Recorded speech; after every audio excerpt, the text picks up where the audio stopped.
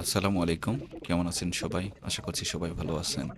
আজকের এই ভিডিওতে আমরা দেখব এই Adobe Reader, Photoshop এবং Illustrator এ যে এই ধরনের লাইসেন্স ইস্যু আমরা ফেস করছি। ঠিক আছে? চালাইতে পপআপ চলে আসছে যে আমাদের সফটওয়্যারটা হচ্ছে ক্র্যাক, জেনুইন না। তো একটা জেনুইন সফটওয়্যার আমাদের কিনতে বলে। আর তারপরে আমরা কোনো কাজ করতে পারি না। তো এই সমস্যাটা আমরা কিভাবে সমাধান করব সেটাই দেখব এই ভিডিওতে। তো আমি Adobe Reader এর প্রপার্টিসে ক্লিক করে টার্গেট থেকে আমি আমার Adobe সফটওয়্যারের পাথটা কপি করে নিলাম।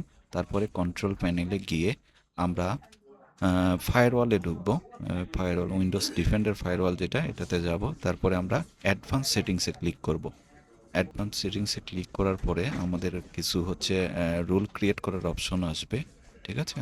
আমরা এখান থেকে কিছু রুল ক্রিয়েট করে আমরা যাব হচ্ছে inbound rule, new rule create করব এবং নিউ রুল ক্রিয়েট করে আমরা প্রোগ্রাম সিলেক্ট করে নেক্সট করে প্রোগ্রামের পাথ দিব এবং কোটেশন মার্কটা যে আছে এই কোটেশন মার্কটা আমরা তুলে দিব। তারপরে আমরা নেক্সটে ক্লিক করব।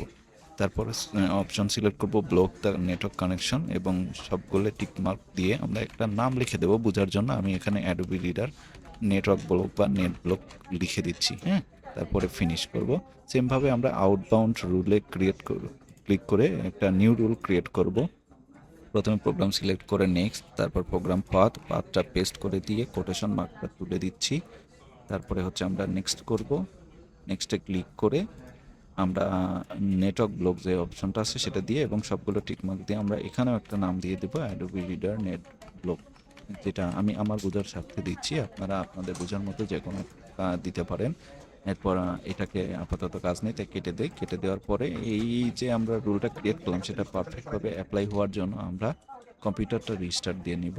তো আপনারাও একবার রিস্টার্ট দিয়ে নেবেন। রিস্টার্ট হওয়া পর্যন্ত আমরা একটু অপেক্ষা করি, কিছু সময় লাগবে। ঠিক আছে, চালু হয়ে গেছে।